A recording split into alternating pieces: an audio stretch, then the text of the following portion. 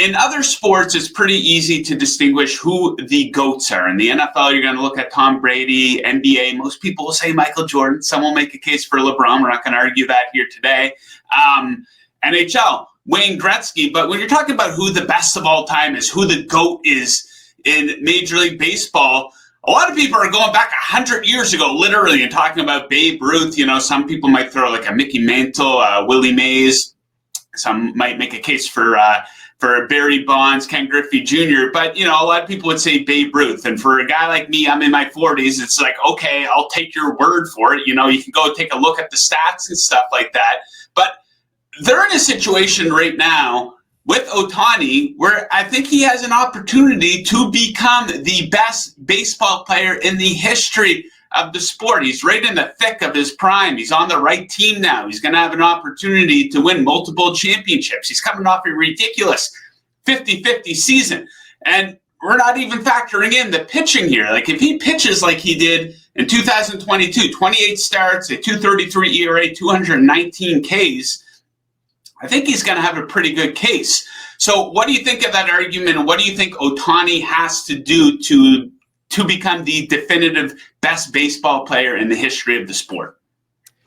You know, it's so funny because these conversations, it's tense, right? Because people feel defensive and they almost feel like the players that they watched growing up. And it's the same for me. I'm in my 30s, and there are a lot of players that I could think of that I saw in the late 90s and early 2000s where I could say, yeah, that guy was definitively the best player I saw, right?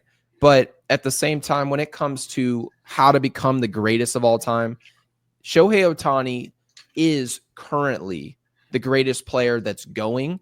But when you watch and you say, okay, well, what's going to make this player become the best of all time of all the players that we watch? It's just going to be longevity. This isn't a player, you just talked about it, 50-50 season.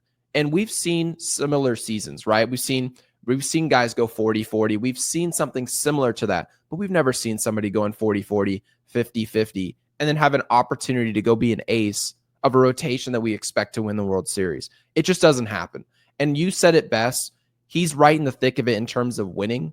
If you see a guy win 3 or 4 World Series championships, which I think a lot of us expect the Dodgers to some degree to win again in the next 2 to 3 seasons, you're going to be seeing a player known as a winner.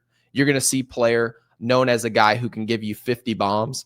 That you can see a guy who can steal you 50 bases. And he's not just in a rotation. I think if he was just in a rotation, somewhere hiding in the back of a bad team, then it would be different. But we're talking about a guy who he really could go into a World Series game and just shut it down. And then he's the team's best hitter. So it's very much like Little League. I think a lot of us played Little League. You don't see guys play that way when we become adults. It just doesn't occur.